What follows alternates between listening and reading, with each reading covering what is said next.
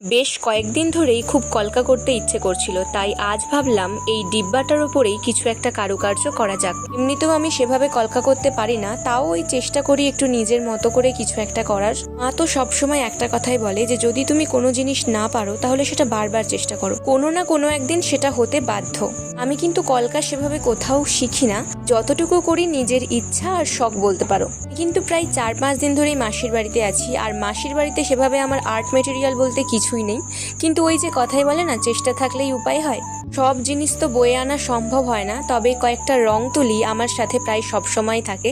বলতে পারো এরা আমার খারাপ বা ভালো দুটো সময়েরই সঙ্গী হয়ে উঠেছে। আসলে কি বলতো, ভালোবাসা জিনিসটা বড়ই অদ্ভুত। যাকে একবার ভালোবেসে ফেলবে তাকে তোমার কাছছাড়া করতে ইচ্ছেই হবে না। এই ডিব্বাটাকে কিন্তু আমি এখন পেনদানি হিসেবে ব্যবহার করতে পারবো। যাই হোক, তোমাদের এই কাজটা কেমন লাগলো আমাকে অবশ্যই জানিও। আজ আসি, দেখা হবে নতুন কোনো ভিডিওতে। সবাই অনেকটা ভালো থেকো।